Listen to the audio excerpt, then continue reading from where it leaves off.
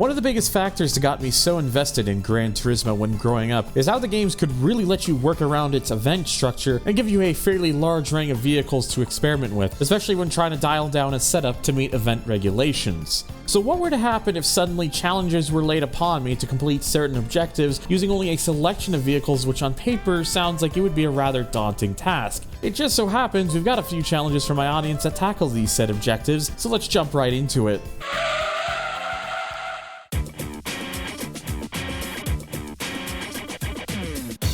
You'd be forgiven if you hadn't considered the idea of tackling the game's final major championship, the Gran Turismo World Championship, with a starter car. With just a mere 10,000 credits to spend on a car, could we upgrade it enough to be a viable threat in the championship, even potentially securing the win? The 10,000 credits is not a lot of credits I have to spend for a used vehicle for this, but I'm sure we can find something potentially viable. Honda, Acura, what do we have here? 94 Prelude VTEC might be the best one we have here. This is currently 8,630 credits. I'm just looking at what's available here without reshuffling the amount of days to get different vehicles to show up. Toyota, our options are pretty limited, but we do have a Supra, very beginner-friendly car, so there would be potential with that. Okay, we really don't have much in the way of Mazda. We have an FCRX7 and then just some Roadsters, and Subaru, I don't think anything will ever be affordable for Subaru, so they're out of the picture. We have literally one option right now in Mitsubishi. A Cyborg would be a pretty interesting vehicle, but I can't imagine it would serve me very well. And then I think that leaves Nissan. We got a bunch of Silvias. Oh, a Pulsar. Pulsar might be a pretty good choice. It's four-wheel drive, just shy of 230 horsepower stock, considerably lighter than something like that Supra would be. So I think we might have our choice. I think the Pulsar might make for an interesting choice. So that's what we're going to try and see if we can manage to beat with. Thankfully, Tank is not too much of a sadist, so I'm allowed to put some upgrades into this.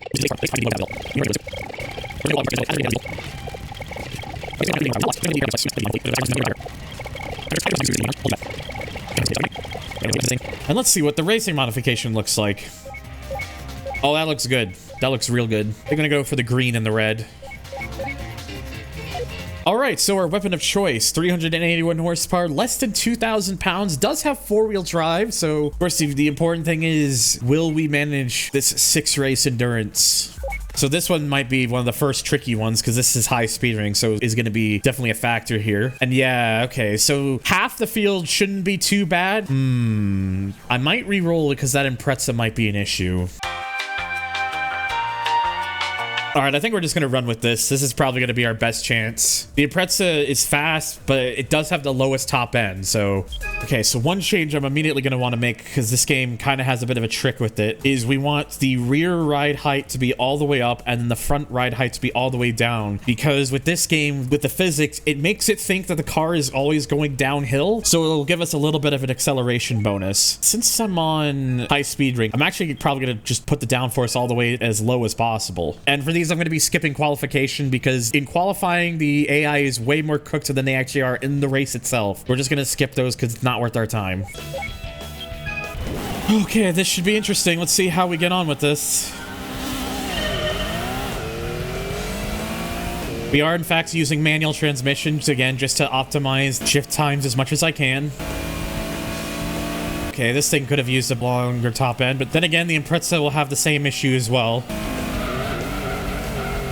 And yeah, the lack of downforce, like you can definitely tell in these corners, kind of makes it a bit tricky. It's just for this track in particular. Once we get to the next track, I will put all the downforce on. Goofy odd GT1 physics, absolutely. Okay, well the good thing is, at least for the most part, this is promising for the other vehicles, but it's just that Impreza that's going to be the real challenge. I am catching it though.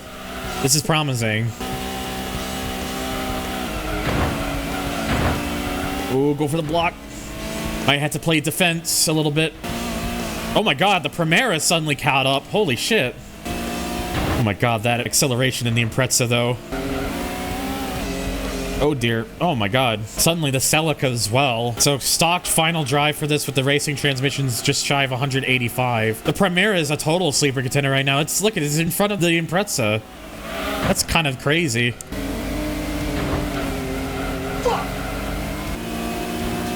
Didn't think I'd be sweating it out with this many cars, but I really thought that Impreza was going to be the hard one for this. The fucking Celica took that one. It's fine. There's like 6 races in this, and the goal is we just got to win the championship. We don't need to win every individual race. Hopefully now with us being able to put all the downforce on, that should help. Okay, Trial Mountain is next, and again, this is where putting all that downforce really should come in handy, hopefully. Here's hoping, at least. Getting this thing off the line is not particularly any issue with thanks to that 4-wheel drive. Oh yeah, now this feels so much better. For some of these, I think the strap might just absolutely sending it. Okay, just gonna Chastain it.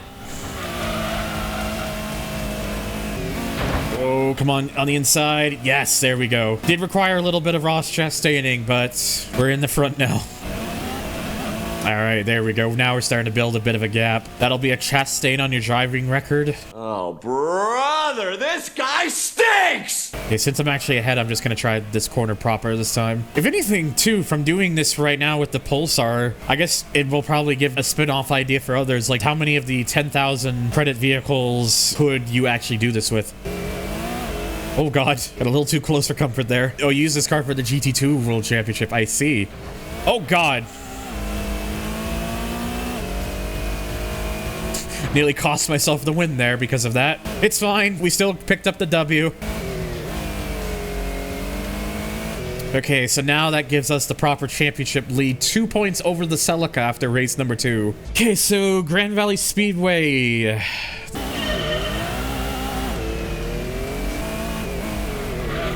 I could have braked a little sooner than that, honestly. The main thing I really got to be careful with this game is it's so easy to get the car to tail slide from hitting the brakes. I have to try to hit the brakes and then steer.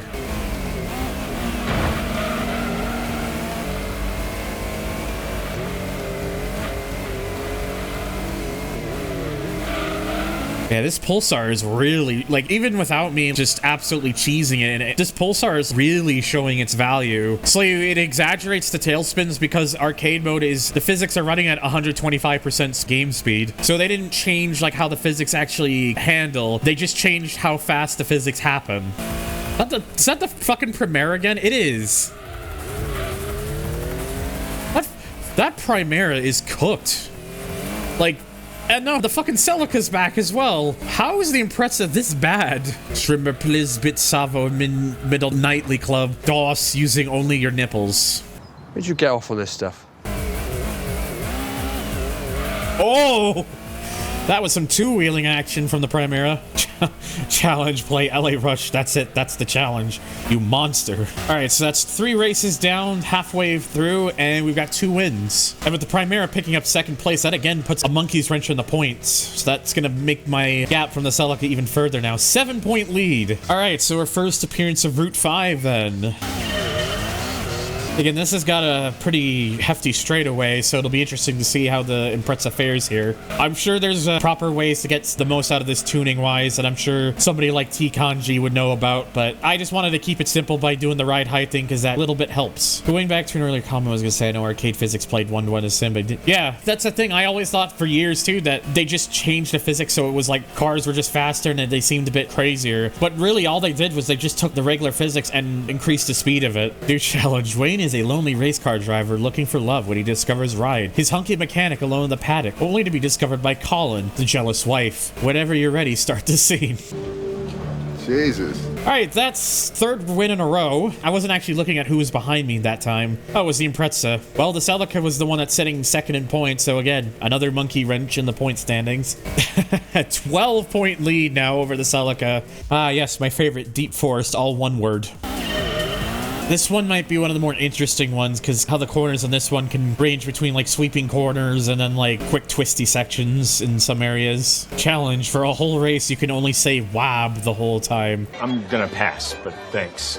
Genuinely, I gotta be honest, I'm really happy that this Pulsar is doing so well. I thought this was gonna be like one I'd have to like really sweat out, but the Pulsar definitely has enough to be a viable car. Just shy of 390 horsepower, but it's all I need in a car that weighs less than 2,000 pounds. Well, 5 races in and 4 wins in a second.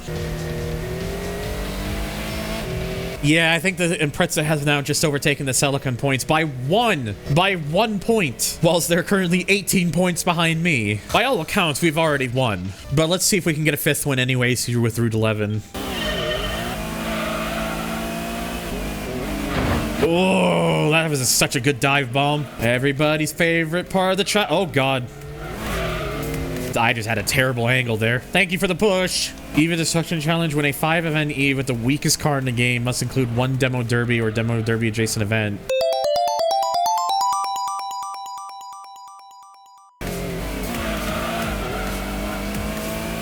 There we go. That was really well through there.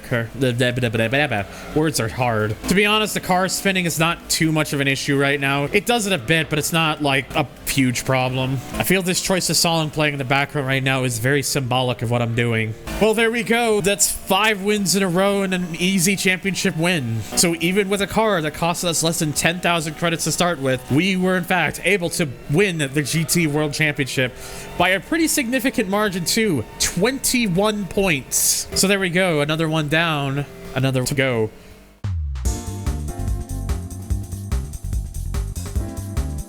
Though the A86 Sprinter Trueno is more renowned for its drifting prowess than its circuit racing, it can still flex its limited power around a track without much hassle. With the upgraded Shuichi Shigeno Special 86 in our possession, can we best a time of 1 minute 45 around Laguna Seca with no upgrades? Alright, Laguna Seca is the track here, and I'm using a version of this game that I modded some time ago, so just the vast majority of vehicles are accessible in arcade mode. We'll just be using it here just to basically make this as fair as possible. Nothing done to this car whatsoever, just how the game has it set up normally. Manual transmission, and yeah, let's see if we can tackle 1 minute 45. I don't have any assist turned on because this car doesn't make that much power to begin with. And since this is GT3, we are going to be reverse shifting. Because again, anything I can do to optimize this, to make this more viable, I'm going to do it. Because 145 is, even with a car like this, that's not going to be easy. I'm mostly going to be running in bumper view because this is just the view I'm most comfortable with. But no, I will not be doing any editing trickery. It's still going to be this car, I promise. I'm not super certain about this one because it just really depends, I guess. This is literally my first go at it. I didn't even practice this one off screen. Then again, I didn't practice the GT1 challenge I just did either. You know, I think we might got this. Yeah, that was literally first attempt. Because 145 is, even with a car like this, that's not going to be easy. I'm not sure that's aged well. I needed to beat a 145. I did a 138. So, do we try doing this with my own Sprinter Trueno from the garage just to make sure there's no tomfoolery? What about achieving 1 minute 45 with a stock Trueno? Let's try seeing if we can do that. You can't? Well, let's see how close we can get anyways. All right, so let's see what we can manage with the stock one. This one I think would be the one that would be like the more challenging one. Trying to get a 145 with this stock Trueno. This one I'd actually imagine might not even be possible. Like with this one, you'd probably have to upgrade it to get it past the 145. You sense a 148? This one I think would have been the more challenging one to do. We're not getting 145 on this lap. I think it might be safe to say you need to upgrade the standard Trueno if you're going to do a sub 145 here. I'm going to at least do one more lap around to see if I can at least manage a slightly faster time or not. I'm sure if you really push this thing, you could maybe get it under 150, but I would imagine you'd have to be absolutely on it.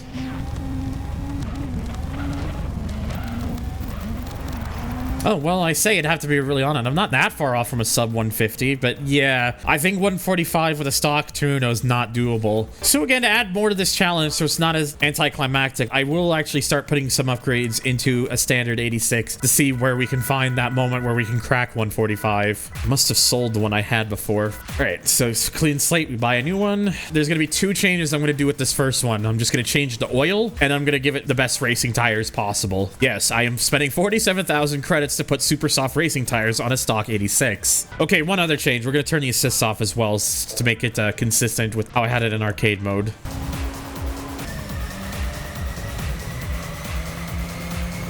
It's interesting to see how much this now grips. It'll be interesting to see how much time I've saved just from these tires.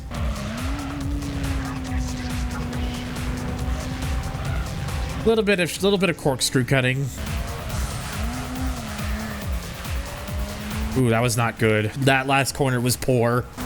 And yet, we are on the tiptoes of passing 145. So if I can just do a better last corner, we've got it.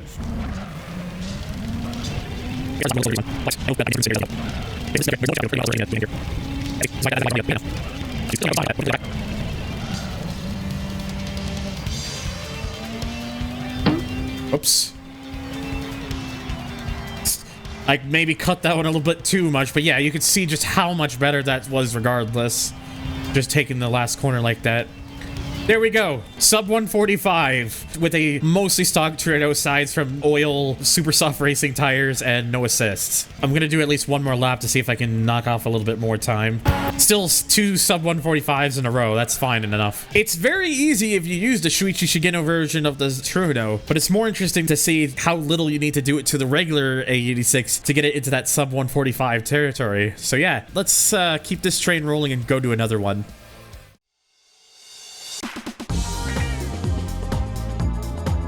Though special condition events in Gran Turismo 4 are predominantly rally races on either dirt or snow, there is one notable exception, a rain-soaked Tsukuba circuit. With 5 laps going one-on-one against either a Group C or Le Mans prototype, we take them down in a car much further down the pecking order. For this particular challenge, the criteria is to use a car eligible for the Clubman League, a new championship edition thanks to the Spec-II mod by TheAdmiester, which is regulated to race cars with under 345 horsepower. And just to throw a monkey in the wrench, 2 of the stronger cars that appear as typical opponents for this event, the BMW 320 touring car and the Lexus IS200 GT1, are forbidden from use. So since we're not allowed to use the 320 or the Lexus, I thought the next best choice for me would be to use a car I already have in my garage currently, which is the Mugen Motul Civic. For this particularly, there's at least 2 things that I can have configured. Oil change, which I've already done, and I cannot exceed racing hard tires. Like, racing hard is the limit. They said super hards or hards. If I'm gonna choose one of them, I'm gonna go for the one that's the better of the 2, and then in this case that'd be hards. They didn't say anything about turbo upgrades or applying nitrates or anything like that, so as far as I'm concerned, that's allowed. So the hard version of Tsukuba, it's 5 laps around here. Let's see how we get on. Who are we gonna be facing off against?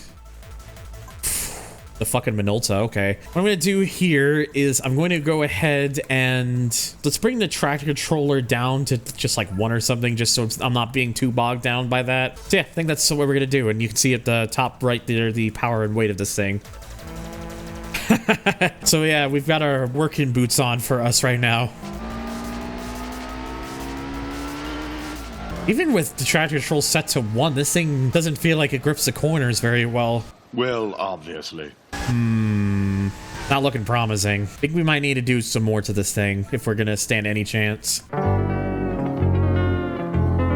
I think the Civic might be out of the question, so we might need to look elsewhere. I would try the Lupo. Actually, I do have a Lupo. I could also buy a Beetle Cup car, because that's another one. We'll try one of those 2 vehicles and see if they're any better. If anything, the Lupo being newer and being a bit more of a smaller, nimble vehicle actually might work in its favor. And plus I could paint this thing blue, which we're gonna do. I really question if these front wheel drive cars are even gonna be capable of doing this. I honestly do. It was originally 296 horsepower before it got changed to 345. Well, that turbo puts it to 255. Oh, we can put a racing exhaust in this thing? That's interesting. I thought I would have already had it. Racing hards, because I can't go any more than that. Really? You can actually put weight reductions into these things. That's interesting. I can even put racing suspend. I didn't realize how much you could do to the Lupo. Well, with all those things done to the Lupo, let's see if the Lupo will at least be any more capable than the Civic was. C9 this time. I'm just going to leave the traction control as default since it worked so quote-unquote well with the Civic. This thing doesn't even get any downforce. Oh boy.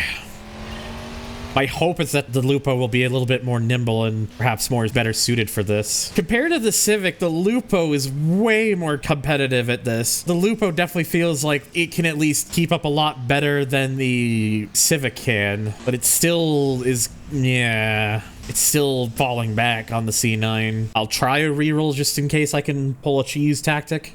Well, even despite my best abilities of trying to reroll to see if I can land a better one, I think the Lupo is just way too outclassed here. Not even the Lupo could tackle this. Try the Beetle, maybe?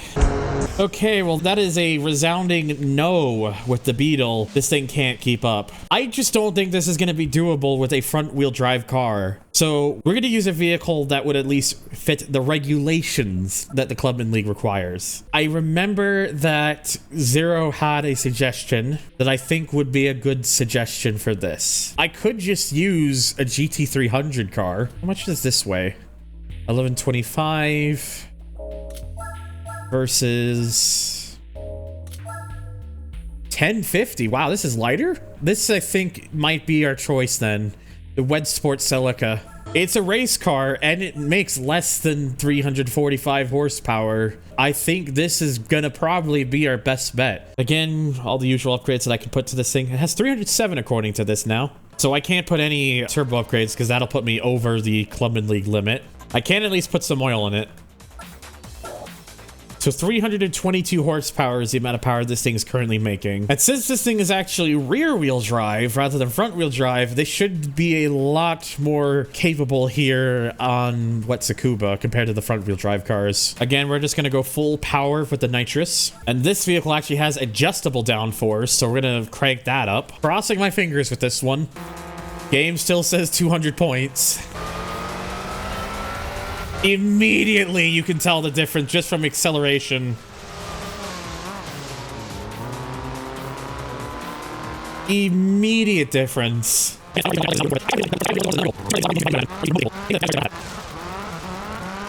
See, now I'm just kind of just made it a bit too easy for myself. Maybe after this, I should try another eligible vehicle that could enter the classification and see if I can do it with something that's a little bit more closely knit. Oh.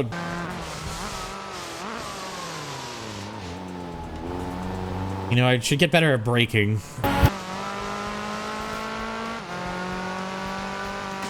Well, we've done it. So I guess there's that. And my prize for doing this is a fucking RSC. We know it's definitely doable with this, but that is like a straight up like Japanese Grand Touring vehicle. So something that would at least seem more, I guess, Clubman spec? You know, Go Man, I think you've got a really good suggestion there with the Clio. That is like a cup car. That would be like a very Clubman-like vehicle. Mazda 6 would also be another good shout. Is the touring car version of that? I can't buy the Clio right now. Fuck. I'd have to win it from an event, and I don't feel like doing that off screen right now.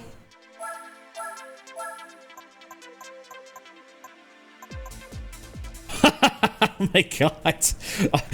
Go to the used car dealership and get an RX-7 LM race car whilst you're at it. Yeah, I wish. Me too. All right, so Mazda 6 that Jan suggested, I think would be a really good choice. Hopefully I can buy it. Yes, I can buy it after I've sold a few more vehicles to afford it. Like, look at this. Does this not look like a vehicle you would expect alongside a lot of like those Clubman League vehicles? 306 horsepower this one has. Let's see how this Mazda 6 gets on with this. Hopefully this vehicle will be useful. And I mean, the fact that the first roll gave us the 787B, it just feels symbolic, doesn't it? Still 200 points like it was with the Celica. This 6 should be probably capable enough considering it has four-wheel drive, so in wet conditions like this, it can actually put its power down. I can immediately tell this is going to be a much more competitive race, and I think that's a good thing. Though I may need to really push. Maybe I should have applied the nitrous for this, but I did not. Oh, God. Yeah, the 787B is definitely stronger than the Minolta. I was doing like 104s with the Celica, and that 787B is doing a 104 on the first lap. So it makes me wonder if I had raced the 787B with the Celica, would it have been just as tightly knit? All right, let's put some nitrous on this, because I think this car can beat the 787B if I have some nitrous in it. Full power, please.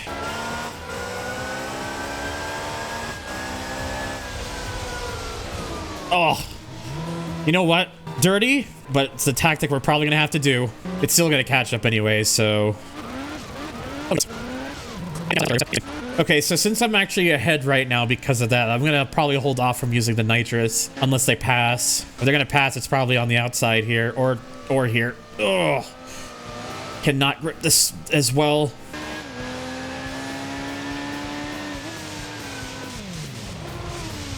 Again, hate to have to do it like that, but might be her only option in a scenario like that. I learned my mistake from the first lap. We're using nitrous here. Gonna have to try and hug the inside as much as I can.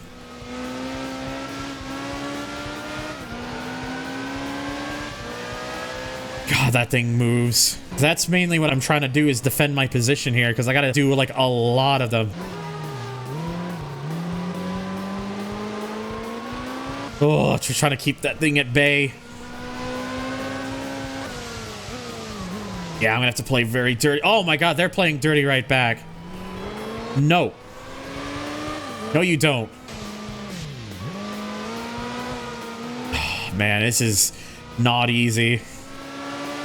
At least this makes for a much more interesting result, though. Like, this is definitely more of the quote-unquote challenge.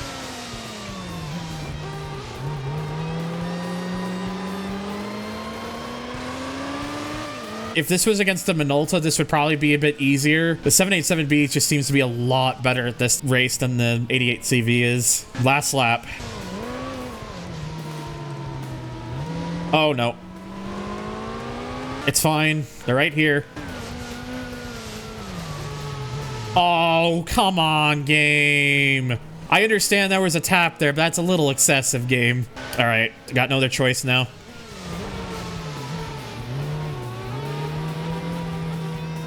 It's the only choice I had, otherwise I wasn't winning. And now I'm officially out of nitrous. This is bad. Oh, fuck. Well, we gotta go again. Don't care. How to get ahead, and that's how I'm doing it. So I'm just gonna have to be a little bit smarter with the nitrous management. For this section here, I think I'm gonna wait till I'm like right in, like the road has straightened out, and then I will apply the nitrous. I'm gonna hold off from using it here. Reserve it as much as I can. Right. I'm surprised I was able to build a bit of a gap there, to be totally honest. I can use that to my advantage. It's a shame I have to slow down so much for this long corner here, because this is like the part of the track where I lose the most pace to the 787B. We're definitely doing better. Like, I did have to do one dirty tactic at the start. This time I've got more nitrous at this point in the race, so long as I just keep playing it safe like I have been, I think we should be okay. I waited till 4th gear this time. Oh, he's pushing. He's absolutely pushing. Used a bit of nitrous there to pull away a little bit. Maybe a little early on that, but actually had the nitrous to stretch this time, so... I really thought for a second they were about to bonk me. Okay, we got much more nitrous this time around, so I'll probably just use up what I've got left.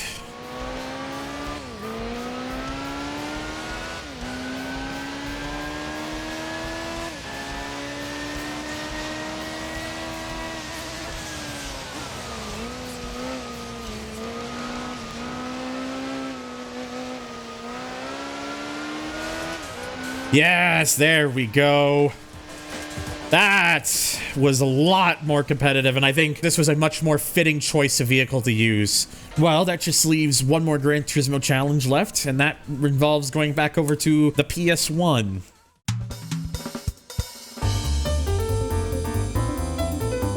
Perhaps many players' first introduction to the world of Japanese Grand Touring cars, as they were known at the time, the top GT500 division of cars are often what gets all the center attention. That being said, it may be easy to forget that Gran Turismo 2 also had its fair share of GT300 cars, which begs the question, can a GT300 car tackle the GT500 giants? And to make things more interesting, we'll be running this on the Project A-Spec mod, which rebalances the cars to more accurately match their real-life power outputs and even drivetrains. So for this challenge, I'm going to try using the Hidosuyama Racing Trampio BMW because there could be some potential with this. So with that, we want to go over to the GT500 Championship. We're going to be in a massive power disadvantage because the limit here is 600 horsepower almost, and we've only got about 320. And unfortunately, I can't adjust the downforce. That's Caifabe has specifically requested not to adjust that. However, what they didn't say I couldn't do was to do the front rear ride height to give myself at least a little bit more of acceleration. So let's see how we will fare. I'm worried, to say the least. But if the Pulsar from earlier in GT1 taught us anything, there's always a chance.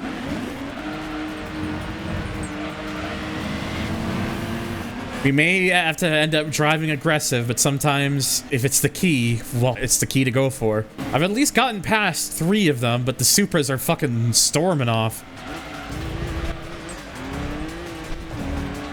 I'd have to really just cheese a few areas here if I'm gonna get right up to them. I don't know what is going on with those Supras. They're so much faster than everything else. Ugh, jeez. Supra's OP, please nerf. Trying my hardest to even just remotely even keep up with them, but it's not working out very well.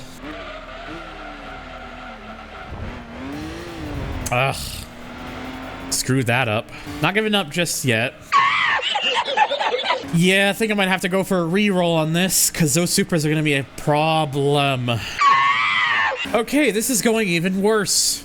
Okay, I don't think this BMW is going to work. I think it's a little bit outclassed even for being a GT300 car. So we're going to try car number 2. So we'll be back. My next option is the Porsche Taycan GT3R. Yes, this mod adds a Porsche into the game. So I thought this would be a more suitable vehicle since it seems to produce more power, weighs notably less, and unlike the BMW, actually won a race in real life. So this would be a much more of a better choice, hopefully. So racing hard tires are already applied. I did do the ride height trick because, again, anything that can help give myself an advantage. I don't really know much more when it comes to tuning than that, so I'm a bit stupid, you could say.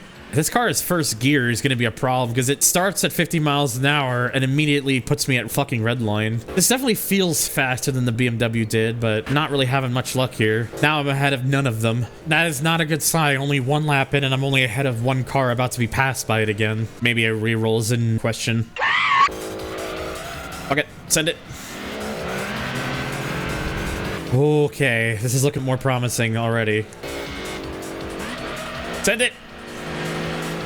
Oh my god, I'm in first for the first time since attempting this. Never mind.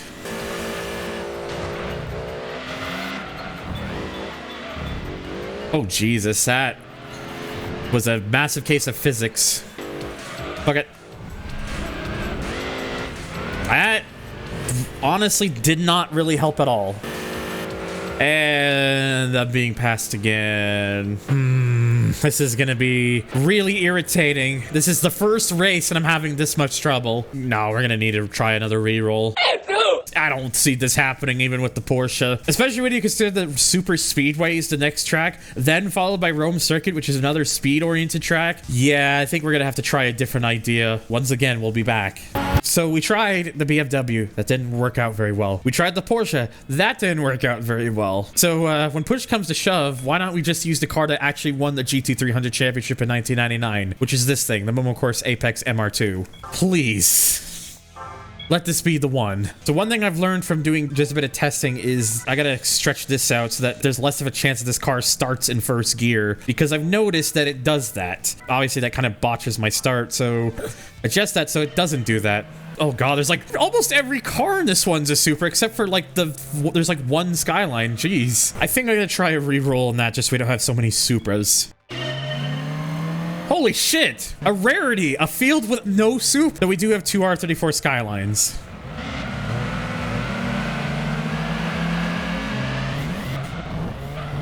At least in terms of special vehicles, we got like a Diablo and McLaren, so hey, at least A-Spec is still getting some spotlight in this. Just concentrate! Oh, Jesus. That was rough. But yeah, this is the one so far. Oh, like, holy fuck. It took quite a bit of me figuratively pulling my hair out, but... Oh, God. Skyline right up on my ass. Oh my god, there is a light at the end of the tunnel. I just gotta keep the momentum up.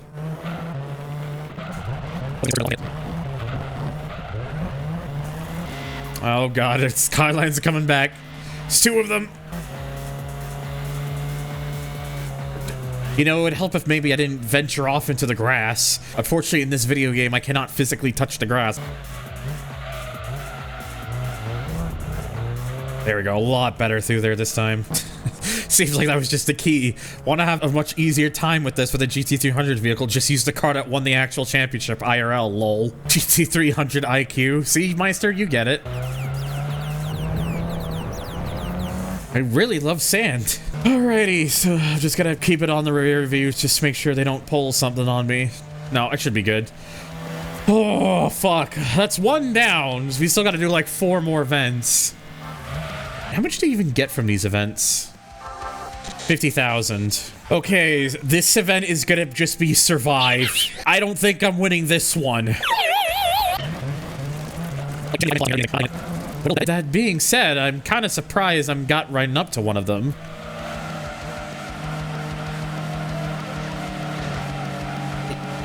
So you're telling me there's a chance?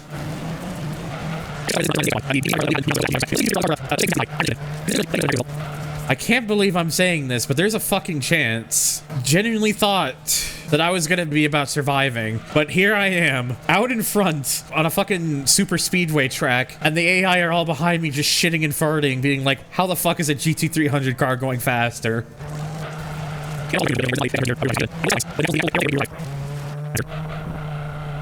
I did not expect this result at all. I really didn't. This is silly. But hey, I mean, I'll fucking take it. It just gives my chances of winning the championship that much more. And that's what we call gaming. The Skylines were still out in front. McLaren was third. I didn't really stop to look at the results of the last one. And then the McLaren and Diablo at the back. That's unfortunate. So yeah, the Pennzoil Skyline, 4 points behind. Calsonic Skyline, 8 behind. McLaren 10, Mugen NSX 12, Diablo 14. So the J-Lock Diablo in this is just as successful as it was IRL, which is not really at all. Rome Circuit should be interesting. Again, this one has a lot of high speed sections, but as we just saw, it seems like it won't be that much of an issue. Hopefully not. Oh, they're like going very easy here. They have like no confidence for this.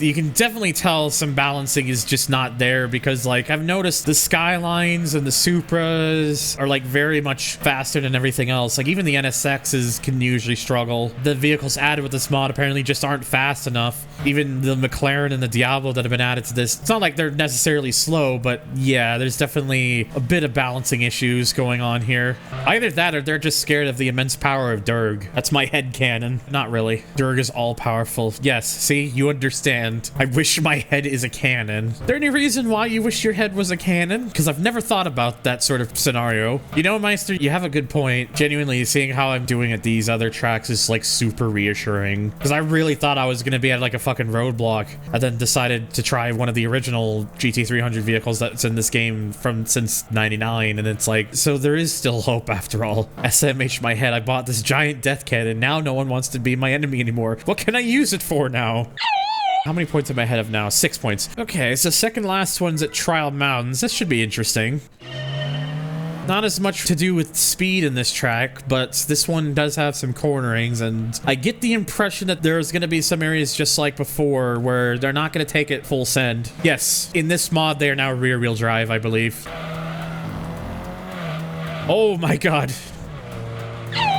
Yeah, the car didn't like that. Didn't like that at all. Might have to pull off a strat. I may need to Ross Chastain in this, but I'm gonna refrain from doing so just yet, just in case I can just catch up doing it properly.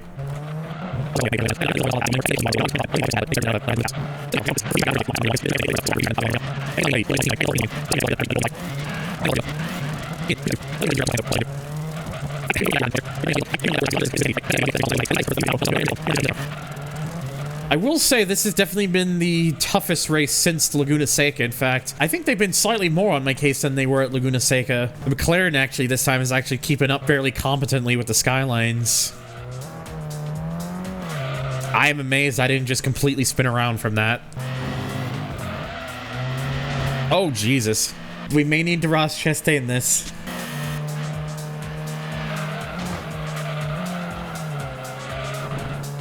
Problem solved. Hail Melon. Take a look at what he did! Alright, there we go. Well, with that gives me an 8-point lead, so by all accounts, I have already won. But let's see if we can go 5 for 5. Okay, Apricot Hill is the last one. This should be interesting. Oh god, that... I genuinely for a second thought I was going in deep into the grass there. It's amazing how I came out of that ever so slightly quicker.